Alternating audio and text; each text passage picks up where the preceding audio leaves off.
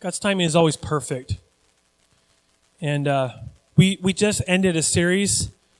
In my spirit, I was ready to move on. I know in my mind I could have kept going with different things about the topic that we're talking about, but God kept speaking to me about getting ready for Easter, and we don't want to waste any moment, and so we're taking a journey together on our way to Easter. Easter is in April, if I am correct. So we got a few months to prepare ourselves for Easter, for Resurrection Sunday, but we're going to be in the book of Mark, and how many of us have ever read at least one time the Gospel of Mark?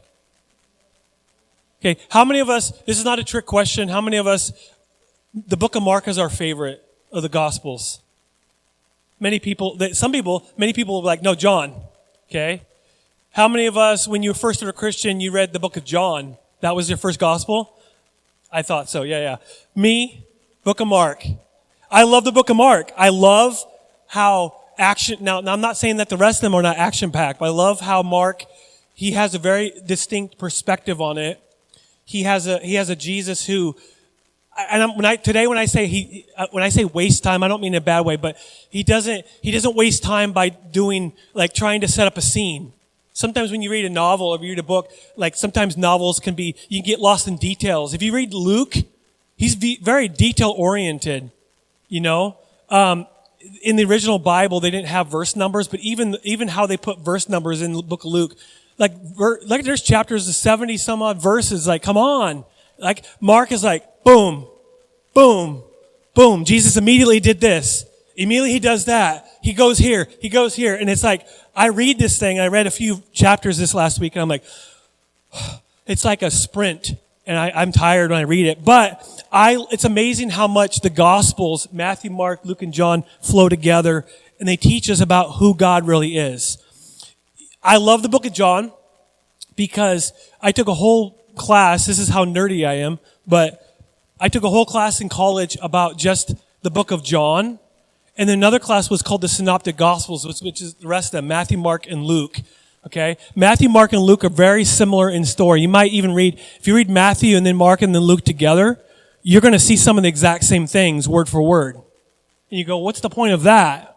But I'll tell you something. When you see the Gospels put together, it's like a diamond. When you see it from different angles, you have different beautiful colors. And it's like something that we used to have in our kitchen, it was like this thing that would spin around, and every time it spun around, you got a different color shining through it, depending on what angle you got. And once you put the thing together, Matthew, Mark, Luke, and John, you have a beautiful picture of who Jesus is and who he always has been. But what I love about John, to throw that in there for a minute, is that John says, I gave you a bunch of stories about Jesus, but even if I could fit all the stories about Jesus, what he did and what he said and what he taught and everything, there's not enough room in every library to fit everything he did. So we don't have everything about Jesus, which is an amazing thought that we're going to go to heaven someday, or Jesus will return. We're going to go, wow, I didn't know that about you. Wow, it's so much more amazing than I thought, right? And one thing to think about, another way of looking at the four Gospels. Why four Gospels? Because let's say that there's a crime scene that takes place right here, okay? And you're a detective. Your job is to figure out what took place. You need to write down the story of what took place. How did that person end up right here?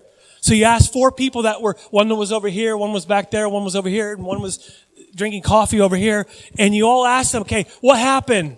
What happened? What happened? They all saw the exact same scene, but they saw it from a different perspective. Okay? Sometimes when you read the Gospels, you want to know, it's very important to understand who the author's writing to. It's very important to what is their purpose. Because each Gospel writer has a very specific purpose. Mark has a very specific purpose. His purpose is not exactly the same as what Matthew. If you read Matthew, he does it completely different. But like that crime scene illustration, if you get that story, and you get that story, and you get that story, and you get this story, and you put it together, you can kind of figure out what actually took place. Now, how many of us know if every witness says the exact same thing word for word, how many of us believe that would not be true? You can't say the same thing word for word. Everybody sees it a different angle and a different perspective. You focus on something. Look at his hand. No. Look at what happened to his ear. Like that kind of thing. It's the same story. You got to have it together. That's why it's important to go to Matthew, Mark, Luke, and John. But for the record, I love the book of John. Don't get me wrong. I love the book of John. Okay? John is so intimate about the details about Jesus that the other ones don't even know. Because according to the Bible, he's the disciple whom Jesus loved. I mean, he's the one that was the closest to Jesus. They were best friends. So best friends know a little bit more detail than the rest of them. Okay? But my favorite, even to this day, Mark. Because I like to see a story that just gets to the story and not wait. I don't say waste, and none of the Gospels are wasted. But it doesn't need to set up a scene by saying this and that and the other thing, and then it gets to the story. Mark's like, I'm getting you right into the story right now, and I'm like, good. I like it. Another way of looking at, I try to think about how to see the four Gospels. I was part of an orchestra for about 3 months, and then I gave up the violin. My brother he said, I want to be the celloist, and we'd have to walk to school like, I'm not kidding, probably a mile. And so when we were kids, we were walking to school about a mile in the snow barefoot. That was true, not uphill. But I would carry my violin, bunch of nerds, but we were carrying our violin. He'd have his cello. Ugh. And he's all carrying it. He's like, this is really hard. I go, that's exactly why. It sounds cool. But I want you to think about the four Gospels as a string quartet. Okay? I had this idea in my mind, like there's something that exists. It's a string quartet, and it's 4 instruments, 2 types of violins, a viola, which that to me looked like a violin, but just a little different, and then a cello. Okay? How many of us know the difference between a cello and a violin sound? It's obvious. Okay? One's like, boom, boom, boom, and the other one's like, screech. That was how it sounded for me. But anyway, it's like those little recorders in elementary school, and it's like you can't quite do it. But when you take these 4 specific, there's 2 types of violins, there's a viola and there's a cello. When you put them all together, they're separate, they're very distinct, very individualistic. You put them together and it is a beautiful orchestra, beautiful string quartet. That is exactly what the Gospels are not meant to be read just by themselves. Okay? In fact, the story today that we're going to read, just 8 verses, it's going to be I recommend and even dare you to read the rest of the story in Matthew, Luke, and John, because you get a complete picture of what actually took place with what we're talking about. So what we're doing is I'm going to give you the introduction to Mark. So for a moment, go with me here, please. Don't tune out yet. Okay? Tune out when you get home and you take a nap. Okay? It's going to be more like a Bible study. Okay? This is going to be some nerdy stuff, Bible nerdy stuff. Okay? Because it's important to understand who Mark is. In fact, something happened in the life of John Mark who that changed his life forever. And in my opinion, if it wasn't for one individual, John Mark would have been left out in history. Okay, he wouldn't have been a Christ follower. He would have left. He'd been so discouraged, he would have left. But there was one individual that brought him back into the fold. You'll see, you probably read it in the Bible, you're like, which one is that? Okay, this is very important. Mark is such an important thing, but Mark is writing to a Roman audience. He's not writing to a Jewish audience. So when you read the book of Matthew, how many of us have ever read the book of Matthew? How does it start? What's the very first chapter? It's this person begat that person that begat that person. Now let me be honest. It's very important. It's a very important part of Scripture, those names. It really is. But every time I read Matthew 1, I'm tempted to fast forward to the Christmas story. Okay? Am I the only one? Like, I know this person begat, I can't even pronounce half the names. So, it's funny when we read the Bible as a family, and it depends on who's reading, but when they start reading this person begat that person, I'm like, because we try to figure out what, isn't that true? Lydia gets that most of the time. I don't get it, but Matthew, why does he put those begats? Because he's writing to a very Jewish audience that needs to know who Jesus really is. Okay? He comes from the line of David. They would have needed to know that. And in Matthew, you say, Jesus said this, that fulfills ... They needed to know that because Jesus is a fulfillment of Old Testament prophecy. Now, that's important to all of us, but it's vital to Jewish people because the Messiah was going to come from a specific place. He was going to be born a specific way. He was going to say specific things. In fact, his life was going to do specific things that was recorded even hundreds of years before. Mark, it has a few of these things, but he gets right to the point. Okay? You're like, but Joel's not. Okay, but I'm not Mark. Okay? I'm not Mark. Mark is Mark, and I am Joel. But I love what he does. He focused on one of Jesus' attributes in this whole story. Jesus, the servant. Everybody say Jesus, the servant. Jesus, the servant. You're going to see him serve. You're going to see him do. You're going to see him action back. In fact, you could say Jesus, the suffering servant, which was also predicted in the Old Testament. Okay, he was going to be a suffering Messiah. This is not going to be a king that's going to walk around with a crown on his head while he's on earth. Okay, he's going to be a suffering servant. So Mark, that's what he focuses on. So when you read the book of Mark, don't be surprised when you're going to see him serve, do, heal. He's not necessarily only teaching. You don't have a lot of parables. You don't have a lot of sermons. Those are important. I love the Sermon on the Mount. I love it. But Mark's like, I'm not going to focus so much on what Jesus said, even though you have a few things, you have a few parables, you have some teaching, okay? I'm not going to focus so much on what Jesus said. I'm going to focus on what Jesus did. I'm going to show that Jesus is at work. And this is very important because I believe today, more than ever, we need to focus on the fact that not only his teaching, we need to be in his teaching. He was a master teacher. That's why even non-Christians will say, Jesus was a great teacher. Okay? If we focus on the fact that he's a great teacher and we forget about even more than that, we miss the point. But he was a great teacher, you're right. Master teacher, storyteller of storytellers, but he is a servant. See, Mark has the words over and over and over. The words now and immediately. Now Jesus went here. Now Jesus went there. Again, I read this last few days, and I just get tired when I'm reading it. It feels like Jesus is sprinting, like he goes from one place to the other. And I like that because it's like, hey, come on, Jesus. He's not wasting any time. Jesus basically says, and I know it, he says, every moment is a precious moment and it's an opportunity to impact somebody's life. That should be our goal. No wasted moments, no wasted time. No, well, I just don't feel like doing it today. No. We focus on what Jesus did. And that's what we're going to focus on until Easter. So who is Mark?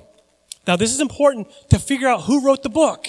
Mark is a very important individual, but he was not one of the 12 disciples. I know, right? You're like, oh, man. Mark is very important, though. He was actually very young. He was born about 15 years after Jesus was born. So when the Gospels are being lived out, he's probably about 15, 16 years old. So like Hayden's age. Okay? And it's interesting, for what it's worth, I want to give you a fun little 2 verses for just a moment. That 99.9% of scholars believe that it's Mark. Okay? Even if it wasn't, it's a funny little snippet in the Gospels. But I believe it's Mark. But Mark actually shows up in his Gospel in the life of Christ. Mark chapter 14, verse 51 and 52. Now, I don't read this and go, this is life-changing stuff. I read this and go, now, that's interesting. Why was that put there? Okay? Sometimes Bible verses are like that. Why did that person put that there? But Mark chapter 14, verse 51 and 52 said, one young man, now, pause. This is when Jesus was, right after Judas came up and kissed him. Peter had chopped off a guy's ear. What did Jesus do? Healed the man. I would have just forgot about the man and just let him have no ear for the rest of his life.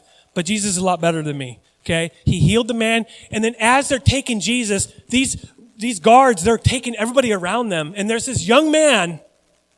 Okay, now I'm not a Bible theologian, I'm not a Bible scholar, I study here and there. 99.9% of people and the early church fathers, they all believe that this is Mark. I have no idea how. It's a fun little thing, but he followed behind. He was clothed only in a long linen shirt. So think about this. I think he woke up from going to bed. I was thinking about this might be TMI, but when I was a kid, you know what my pajamas were? A long t-shirt. Okay? That's it. I underwear and stuff like that. But imagine that you have to go outside really quick and you're in this long t-shirt. And so this is how he is. He was in a long linen shirt. When the mob tried to grab him, he slipped out of his shirt and he ran away naked. Now, how many of us, man, that's deep stuff, right? That could teach. That could preach. Not really. To me, it's like, it's a very random thing. It's the only time that's ever mentioned is right here. It's like, huh.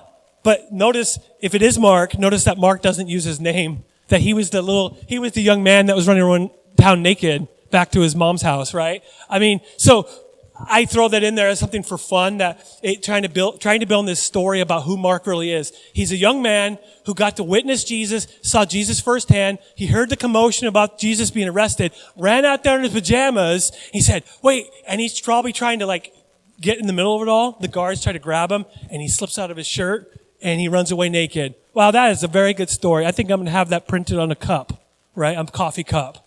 Very inspirational. But I love the story. That is Mark. And what's also interesting is the early church fathers, the people who they're closer to the actual events of the whole thing. It was word of mouth tradition, what happened, okay? Not only just written down, but they believe that actually Mark was the one that penned on papyrus paper the words that we have written down in our Bible right now, as we call Mark. But they actually believed that it was Peter, the apostle Peter, was the one that would tell him the story. So what we have in the book of Mark is an amazing thing. I love the apostle Peter.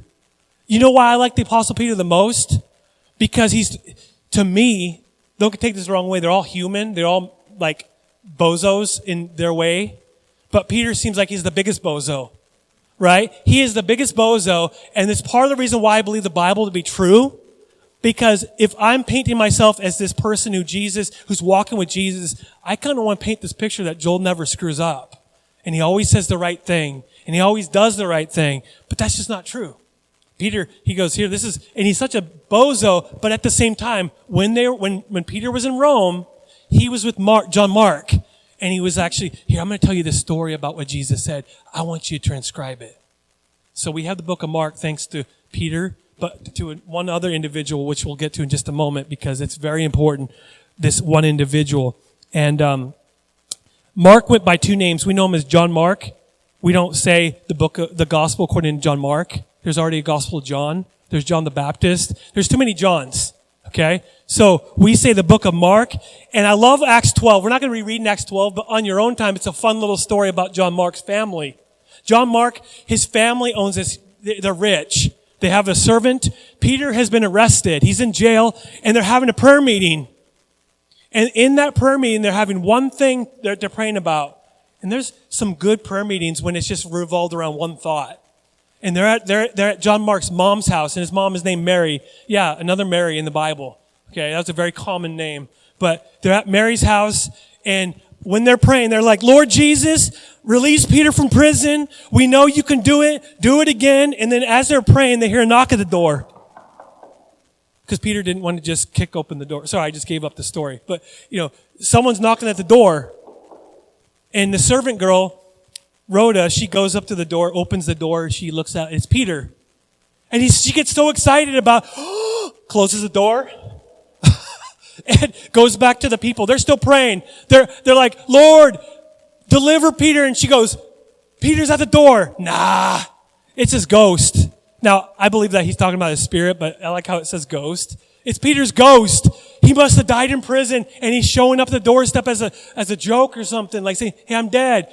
No, I really think it's Peter. Nah, keep praying. Let's keep praying. And then finally, they open the door and actually let him in. He's cold, probably, she gets so excited, close the door. I love that. This is why I like the story. This is why I believe the Bible to be true. There's so many funny things that you don't just make that up. But anyway, another thing I love about John Mark is he was the cousin of Barnabas. How many of us have ever heard of Barnabas?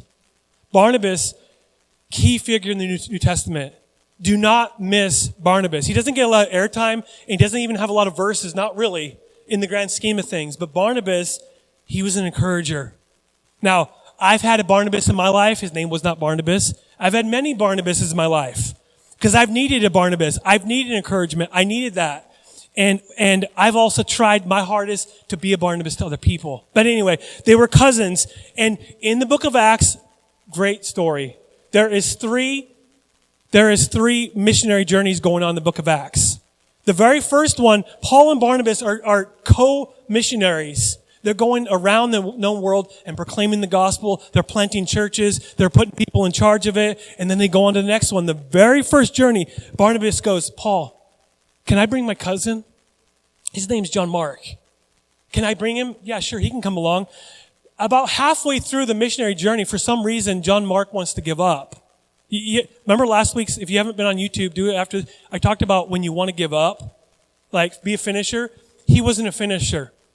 He said, have you ever, be honest, something in your life was too hard that you said, I'm done. See ya. I'm out of here. John Mark was the same way. He said, I can't, Barnabas, this is too hard. I have to proclaim the gospel to people, and they're slamming their doors at me. They're threatening to kill me, which I think that's what it was, myself. He didn't want to be killed. And so he goes home and goes back to mom. True story. And Paul and Barnabas, they get in an argument. Okay, for one. Now, how many of us love the Apostle Paul? I love Apostle Paul. I think the way that he was, but let me be honest with you, he's a punk. The Apostle Paul is a huge punk. And what I mean by that is that he came across, like, a lot of people were like, man, he's very outspoken. Like, he was a Pharisee of Pharisees, and that kind of personality did not change. Okay? He often rubbed people the wrong way. Him and Peter even had a disagreement. Read the New Testament, you'll find that. But in this one, Paul and Barnabas have a huge disagreement because the second missionary journey comes along, and Paul goes, ready to leave? Let's go, Barnabas. And he goes, can we take my cousin? Can we take John Mark? And he goes, no way, Jose. We are done with him. He's a quitter. He is a coward. He is a guppy. No way. I'm giving up on him because he gave up on himself and he gave up on us. And so there's such a huge disagreement that Paul and Barnabas, they split up. Now, I think it went to the benefit of God's kingdom, but that's beside the point. Because Paul takes a guy named Silas and they go to a specific location. Barnabas, he goes and finds John Mark. And he puts his arm around his shoulder. I'm making that up, but I'm sure that's what happened. So that's what you do when you're encouraging. And you say, let's do it again. Let's go. I know you gave up on yourself. You think that, Paul gave up on you. You probably think that God gave up on you. Nope, let's do it again. So they went on a missionary journey together. And then ultimately, Mark goes to Rome, sees Peter. Peter is the one that actually led him to the Lord. He discipled him. He actually told him about the gospel story. And Mark, he actually wrote it down in papyrus paper, and that's what we have. And by the way, if you're a Bible nerd and you want completion for the story, write down in your notes 2 Timothy chapter 4, because there's a verse that talks about Paul and Mark were reconciled. In 2 Timothy chapter 4, he says, "Oh yeah, go get John Mark. He's been a great help to my ministry." I love that. Now, I like Paul. Don't get me wrong; he's one of my favorites, but I like Barnabas a lot. Because if it wasn't for someone like Barnabas, where would Mark have gone? I don't know. I have no idea. Because I'm assuming he gave up on himself. When I give up on God, I assume oftentimes that God gives up on me. When I give up on the mission of God, I assume that the church gives up on me. I assume that other Christians give up on me. But then we need someone like Barnabas that come alongside of us and invite us back and say, no, you gave up on yourself, and maybe someone gave up on you, but God never gave up on you. And we can thank Barnabas for even having this young man back, and his name was Mark. Now, that's for nerds, Bible nerds. If you're not a Bible nerd, you can take the last 10 minutes and just go, whatever. That's just the nerdy stuff. But that's just setting the scene to who Mark really is. Mark was a very important individual. And not only that, but he was with Jesus and he ran away naked. That's just something that is just an amazing thing. Mark chapter 1, verse 1. Again, no genealogy like Matthew and Luke. How does John open up? He goes way back before history. In the beginning was the Word, and the Word was with God, and the Word was God. Remember that? He doesn't go back in time to before history. He doesn't go into genealogy. He just starts. Okay? He goes, this is the good news. Everybody say good news. Gospel. That's how we get gospel, is good news. This is the good news about Jesus, the Messiah, the Son of God. Pause right there before we move on to the next part of verse 1. He wants you to know who this story, what's about. Here it is. It's about Jesus. He's the Messiah, and he's the Son of God. He's not just a Son of God. He's the Son of God. In other words, when a Roman citizen is originally reading this scroll and they're reading Mark's gospel, they go, who does Mark think Jesus is? He is the Messiah, the promised Messiah, and he is God as the Son. He's God the Son. God is the second person of the Trinity. God the Father, God the Son, God the Holy Spirit. This is who Jesus is. So I love this. He just begins a very simple way. He goes, I'm presenting to you guys good news. Now, I really struggle with this, the idea of good news. Because if you ask the average person that's not a Christian to describe them, one thing they're not going to say is good news. Did you know that? Usually they don't have a problem with Jesus usually. No one looks at Jesus and says, man, I just don't like what his teaching is just so horrible. No, most people go, I don't believe that Jesus is God. I don't believe he's the Messiah, but I believe he's great.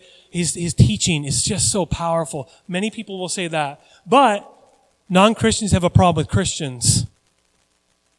And I'll tell you why. Because of some of the messengers over the years have not been bearers of good news.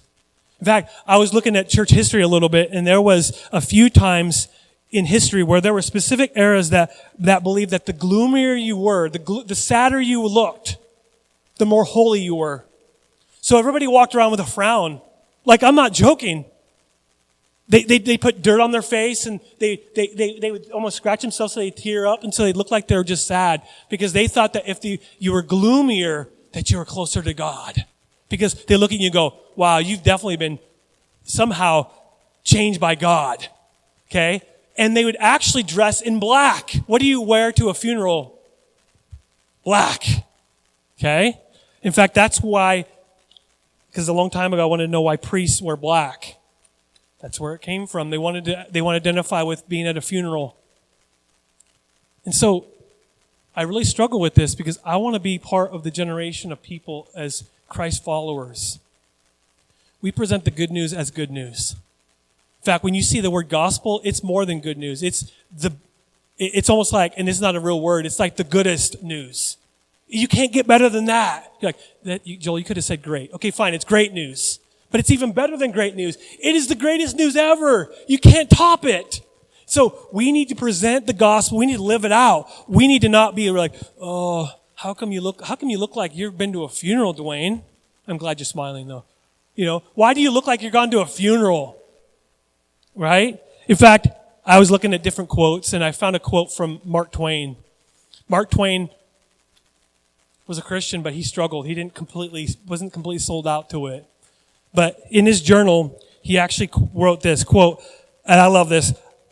Would this be in my journal if I had a journal that people would read later on? He said, I went to church today, and guess what? I'm not depressed! ! Now please don't raise your hand, because you would probably offend me, because I've been to church and felt depressed afterwards.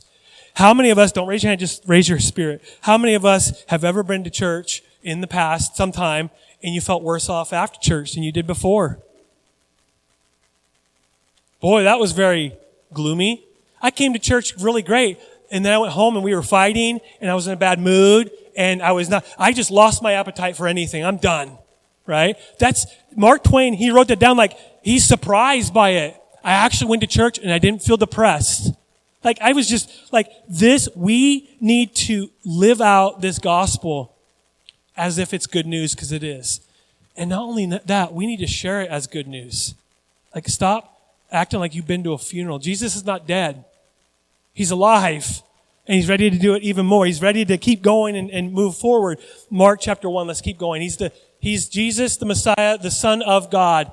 And it says, the story of the gospel of Jesus Christ began just as the prophet Isaiah had written. He said this, Isaiah quotes this, "Look, I'm sending my messenger ahead of you, and this messenger, will prepare your way, Jesus. He is a voice shouting in the wilderness. Here's the sermon. Prepare the way for the Lord's coming. Prepare. It's like all those guys on the movies. Prepare ye the way of the Lord. Right? And they always have a British accent, but clear the road for him. I love that message that John the Baptist had. That is, according to Isaiah, there's a guy going to show up one day, and he's going to proclaim the message. One message, but he's got a main purpose. You know what that main purpose was? And here it is. We're going to have a bunch of John the Baptist even right here, right now. Here's what I believe. John the Baptist's one role was not only baptize people and proclaim one message, but he was preparing people's hearts for the move of God. Jesus is showing up.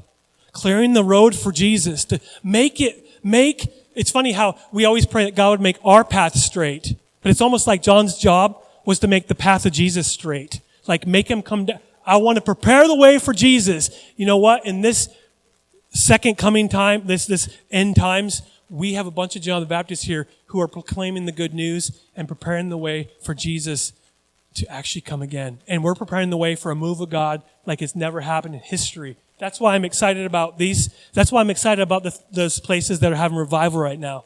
I appreciate you sending that to me. There were 2 schools in there. I didn't know that was part of that, so I like that. God is doing something right now. We need a bunch of John the Baptists who are preparing the way and getting ready for a move of God. Verse 4. This messenger was John the Baptist.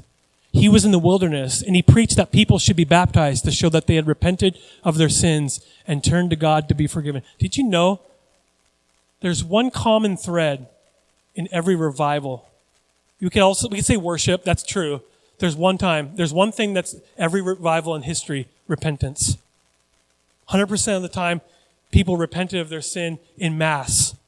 Like entire churches, entire cities, entire organizations, they repented. Christians repented of their sin and said, Lord, I want to make it about you. That's when the fire fell.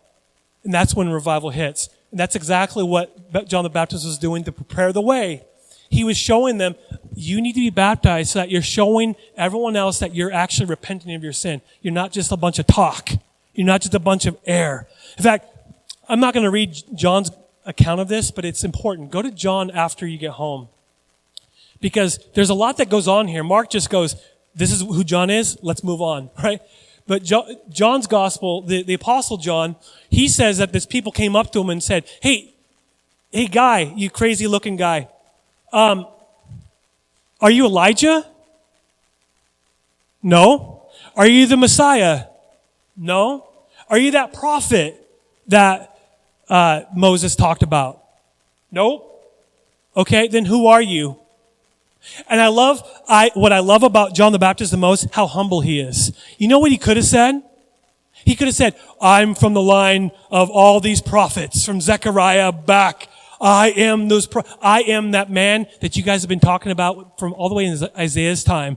And not only that, Jesus, I'm his cousin. I'm earthly related to him.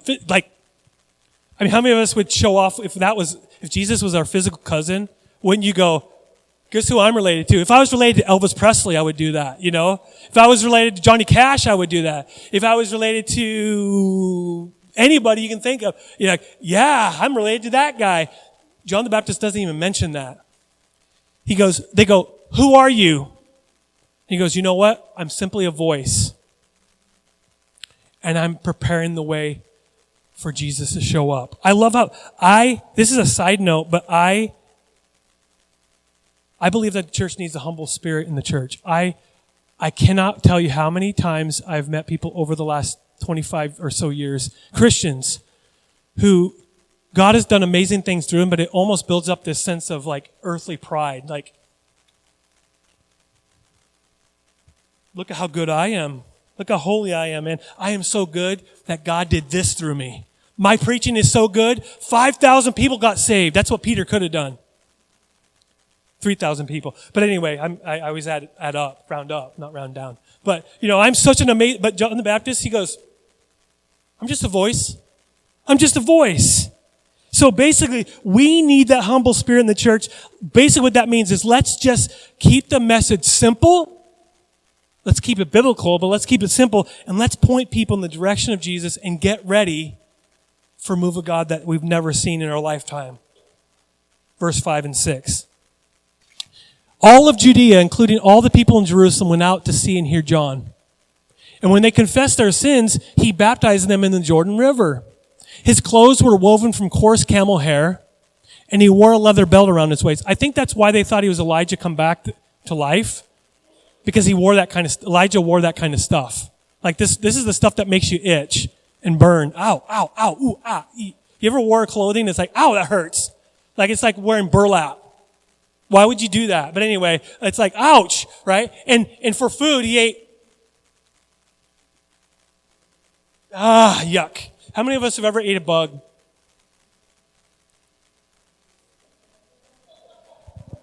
During this week, go to the pit stop, and right next to the cashier where you pay, there's suckers that has little bugs in it.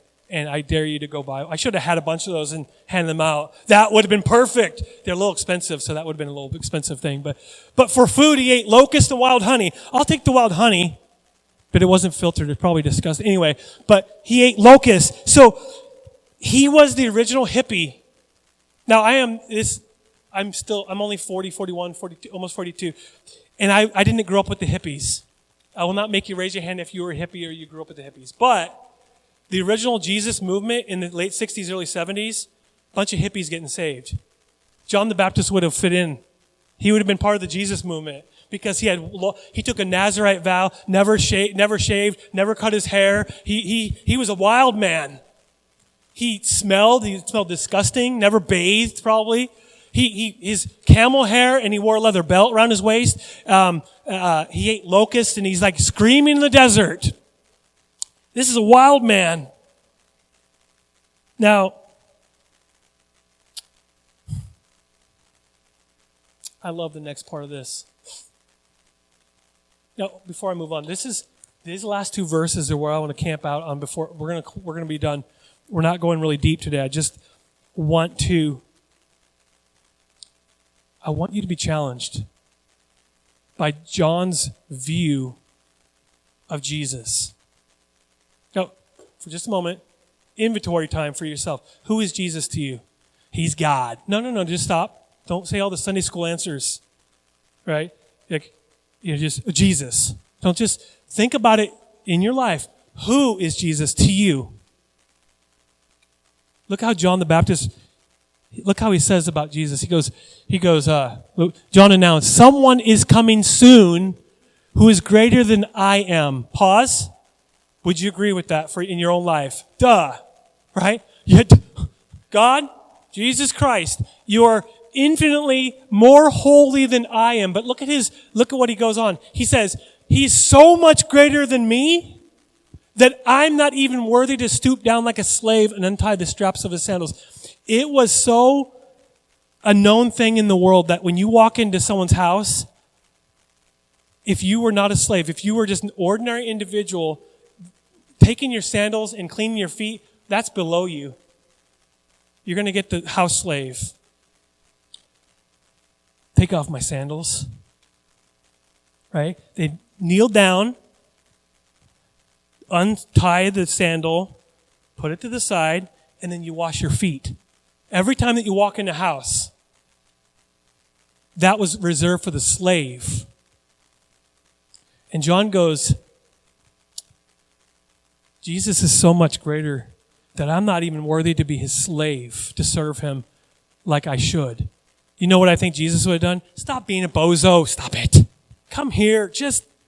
Right? Because Jesus wants relationship. There's not this sense of distance between us and Jesus. But at the same time, look at his heart. He's so much greater than I am, so much greater that I'm not even, it's all about Jesus. Even later on, he goes, less of me, more of him. Right? Do you know that? John, there's people being baptized. Jesus is baptizing people. He goes, good. I want them to focus on him, more of him, let me go behind the scenes a little bit until he dies, beheaded. Right? We know that story. But look, I baptize you with water, which is important, but something's going to happen even greater than that. He, Jesus, will baptize you. It could be with the Holy Spirit or in the Holy Spirit. Okay? Now, I want to end this with the idea of this. Jesus is so great, I'm not even worthy to untie his sandals. Now, do you worship Jesus without shame? Tell you why, because when I was first a Christian, I was embarrassed by worshiping him because I thought I looked ridiculous. Some of us would be at the altar lifting up our hands. Some people would be shouting. And I would be a 16-year-old kid just sitting there going, I just want to get out of here so I can go to McDonald's and play video games. I mean, that's the truth. When I was first a Christian, we don't have a McDonald's, so I can't go there after church. Because it was 39-cent cheeseburgers back in the day on Sunday. But one day, I came up to a service. This is not to be proud. This is what changed my life. I came up to the altar by myself. No one, it was kind of a dull Sunday. It was like, whatever. But God challenged me, go up to the front. But nobody's there. Go up to the front. I came to the front to the altar by myself. My youth pastor was playing the piano up on the stage like this, up on that side. And it wasn't to be a show. It was for God. Because we're not supposed to make our worship a show. But it wasn't about any person anymore in the church. Because I was afraid of people looking and going, what an idiot. Look at that guy raising his hands. Look at him praising God out loud. What moron does that? You zealot you. Like they wouldn't say that, but you Jesus freak. That's something that someone would have said. You Jesus freak. But I went up to the front and I just lifted up my hands, and that was when the Holy Spirit baptized me in his presence.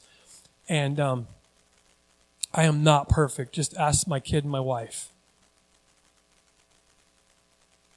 But I've never been the same since. It was that moment. This is a year after salvation. This is back in 97. That was when God called me to ministry. That's when he changed my life. That's when I wanted to go to my friends and tell them about Christ. It was that time. It was so important that baptism in the Spirit, that he wants to overflow you. He wants to go within you, and he wants to flow through you.